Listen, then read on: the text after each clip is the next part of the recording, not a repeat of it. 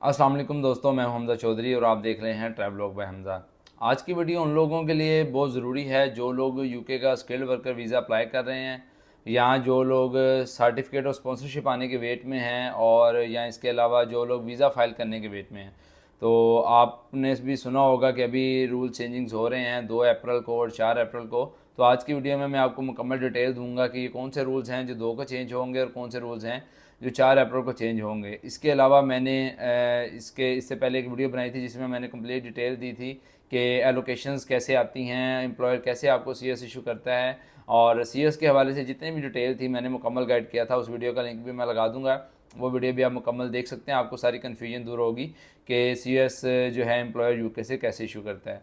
तो video start करते हैं। वीडियो स्टार्ट करने से पहले अगर आपने मेरे यूट्यूब और टिकटॉक चैनल को लाइक और सब्सक्राइब नहीं किया तो उसको सब्सक्राइब कर दें, ताकि हर आने वाली वीडियो आप तक आसानी से पहुंच सके। तो स्टार्ट करते हैं। सबसे पहले बात करते हैं अभी जो अभी न्यूज़ आई है 2 अप्रैल के हवाले से। पहले तो 4 अप्रैल का सुनने में आ रहा था कि 4 अप्रैल को रूल्स चेंज हो रहे हैं, और वो कौन से रूल्स थे। 4 अप्रैल को होम ऑफिस ने कहा था कि हम जो इनकम थ्रेश होल्ड है वो बढ़ा रहे हैं। इस पर भी मैंने काफ़ी डिटेल्ड वीडियो बनाई हुई है, जो कि अभी न्यू इनकम थ्रेश होल्ड 38,700 हो जाएगा 4 अप्रैल से।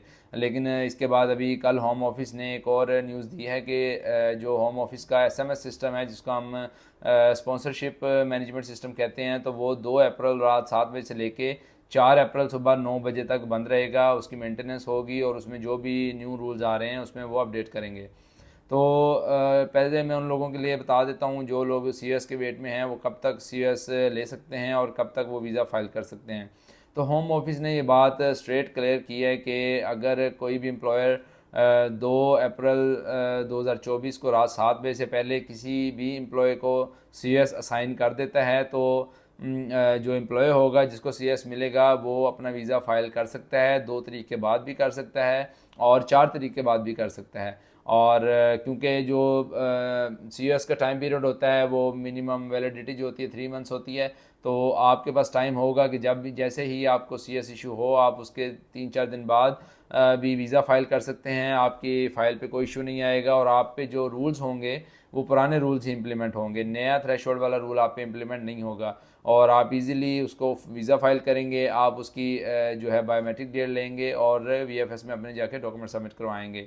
तो आपने बिल्कुल भी इस बात से परेशान नहीं होना कि अगर आपका सी 2 तारीख को भी इशू होता है तो आप वीज़ा फिर भी फाइल कर सकते हैं। लेकिन आपने इस चीज़ का ख़ास ख्याल रखना है कि अगर आपका जो सी है वो 2 अप्रैल को रात 7 बजे के बाद कोई एम्प्लॉयर आपको साइन कर देता है, और क्योंकि अगर उसके पास एलोकेशन होगी और वो आपको साइन कर देगा तो आपका जो है वो जो सी हो गया वो वैलिड नहीं होगा और वो एक्सेप्टेबल भी नहीं होगा, क्योंकि वो नए रूल में आ जाएगा 7 बजे के बाद। तो वो अगर आपको 7 बजे के बाद इशू करेगा तो उसको न्यू रूल के मुताबिक ही इशू करना पड़ेगा। और अगर किसी एम्प्लॉयर के पास कोई एलोकेशंस अवेलेबल हैं और अगर वो इशू नहीं करता किसी एम्प्लॉय को 2 तारीख को रात 7 बजे तक, तो उसको भी सारी एलोकेशन उसकी ज़ाया हो जाएंगी, कैंसिल हो जाएंगी, और फिर उसको दोबारा से एलोकेशन लेनी पड़ेंगी विद न्यू रूल्स और विद न्यू थ्रेशोल्ड्स।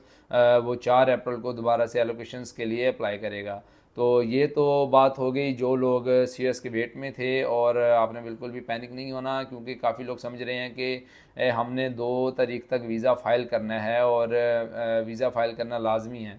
तो ऐसा बिल्कुल भी नहीं है, क्योंकि देखें आप कि होम ऑफिस ने कहा है कि आप 2 तारीख रात 7 बजे तक एम्प्लॉयर असाइन कर सकता है।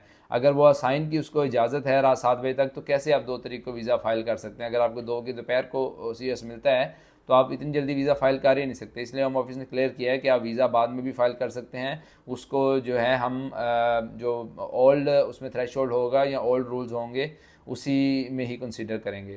तो ये चीज़ आपको क्लियर होगी। इसके बाद मैं बात करूँगा एम्प्लॉयर्स के हवाले से। जिन एम्प्लॉयर्स के पास अभी एलोकेशंस अवेलेबल हैं उनको चाहिए कि वो एलोकेशंस को जल्द से जल्द असाइन कर दें किसी भी एम्प्लॉय को, खा वो डिफ़ाइंड कोस्ट है या अनडिफाइंड कोस्ट है। और मैं आपको बता देता हूँ, डिफ़ाइंड कोस्ट वो होता है कि जो कि एम्प्लॉयर ने आउटसाइड द यूके से किसी एम्प्लॉय को हायर करना होता है, और जो अनडिफाइंड कोस्ट होता है सीएस, वो एम्प्लॉयर जो है वो विद इन यूके ही एम्प्लॉय हायर करता है। तो किसी एम्प्लॉयर्स के पास अवेलेबल हैं तो उसको चाहिए कि वो उसको असाइन कर दे, और अगर नहीं करेगा तो उसकी एलोकेशन ज़ाया हो जाएंगी और उसको दोबारा से एलोकेशंस के लिए अप्लाई करना पड़ेगा विद न्यू रूल्स, और जो भी उसकी रिक्वायरमेंट्स होंगी उसको पूरा करेगा इनकम थ्रेशोल्ड को, फिर ही उसको न्यू एलोकेशंस अप्लाई होंगी, न्यू एलोकेशन उसको मिलेंगी। इसके बाद जो है आपको मैं बता दूं कि एम्प्लॉयर्स के लिए और क्या सख्ती है इसमें, कि जो 2 दिन ये क्लोज रहेगा सिस्टम 2 अप्रैल से 4 अप्रैल तक, इसमें कोई भी एम्प्लॉयर ना ही कोई सीएस में चेंजिंग कर सकता है, ना एलोकेशन अप्लाई कर सकता है, ना विड्रॉ कर सकता है, बिल्कुल सिस्टम शट डाउन होगा। और अगर कोई भी एम्प्लॉयर जिसके पास एलोकेशन अवेलेबल है और वो 2 तारीख और 7 बजे के बाद असाइन करता है किसी को, तो वो वैलिड नहीं होगा, क्योंकि उसमें जो रूल है वो जो इनकम थ्रेशोल्ड है वो पुराना मेंशन होगा। तो 7 o'clock के बाद, 7 PM के बाद जो है आप बिल्कुल भी पुराने जो रूल है उस पर फॉलो नहीं होगा। और इसके अलावा होम ऑफिस ने एक और चीज़ बताई है कि अगर किसी भी एम्प्लॉयर ने एलोकेशन अप्लाई की हुई हैं तो हम उस पर कोशिश कर रहे हैं कि स्पीडीली उस पर वर्क करें, और जो एलोकेशंस हैं वो जल्द से जल्द इशू करें। 2 अप्रैल तक हम मैक्सिमम जितनी भी सीएस जो हैं वो उसकी एलोकेशंस दे सकेंगे, हम इशू करेंगे, और एम्प्लॉयर जो है वो रात 7 बजे तक फिर किसी भी एम्प्लॉय को असाइन कर सकेगा। और अगर जो लोग रह जाएंगे, जिन एम्प्लॉयर्स को एलोकेशंस नहीं मिलेगी, तो वो उनकी सारी एप्लीकेशंस ऑटोमेटिकली विड्रॉ हो जाएंगी, कैंसिल हो जाएंगी, और फिर 4 अप्रैल के बाद सुबह 9 बजे के बाद एम्प्लॉयर दोबारा से एलोकेशंस अप्लाई करेगा और स्पॉन्सरशिप के लिए अप्लाई करेगा, और उसको दोबारा से न्यू रूल्स के मुताबिक, न्यू थ्रेशोल्ड के मुताबिक सीएस असाइन होगा और एलोकेशन असाइन होगी। उसके बाद वो न्यू इनकम थ्रेशोल्ड पे किसी भी एम्प्लॉय को सीएस असाइन कर सकता है।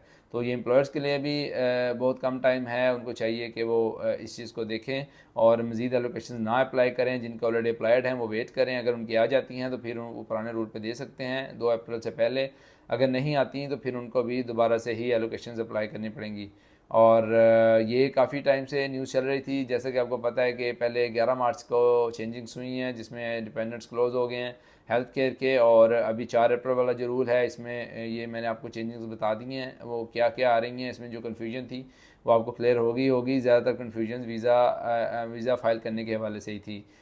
इसके अलावा जो 3rd रूल आ रहा है 11 अप्रैल को, वो आ रहा है जो आपका मिनिमम इनकम थ्रेशोल्ड है अपने स्पाउस को बुलाने के लिए, तो वो भी जो 29,000 हो रहा है तो वो 11 अप्रैल से इम्प्लीमेंट होगा। और जो न्यू आने वाले लोग होंगे वो अपने डिपेंडेंट को या स्पाउस को तभी बुला सकेंगे या ले जा सकेंगे अगर उनकी इनकम थ्रेशोल्ड जो ईयरली है वो 29,000 होगा। तो ये कुछ चेंजिंग्स थी, और आजकल काफ़ी इस बारे में डिस्कस भी हो रहा था। तो ये ऑफिशियल जो चेंजिंग्स हैं मैंने आपको वो बताई हैं जो मैंने खुद रीड की हैं, और मार्केट में और भी काफ़ी बातें चल रही हैं कि जिसमें वो कह रहे हैं कि ये आपको वीज़ा फ़ाइल करना ज़रूरी है। ऐसा कुछ ज़रूरी नहीं है, आप अपनी तसल्ली के लिए करना चाहते हैं तो ज़रूर करें, लेकिन होम ऑफिस ने इस बारे में तमाम बातें क्लियर कर दी हैं।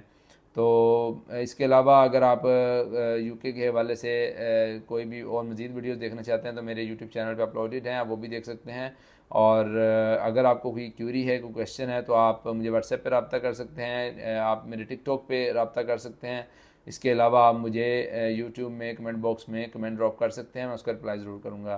तो मैं दुआ करता हूँ कि अल्लाह ताला सब के लिए आसानियाँ करे, जो लोग भी इस एफर्ट में हैं कि वो अपनी फैमिली के साथ मूव हों और वहाँ जाके अच्छी लाइफ गुजार सकें, तो अल्लाह ताला उनकी ख्वाहिशात को पूरा करे और सब के लिए आसानियाँ करे। मिलते हैं इंशाल्लाह अगली वीडियो में। अल्लाह ताला हम सब का हामी नसर हो। जज़ाकल्लाह। अल्लाह हाफिज़।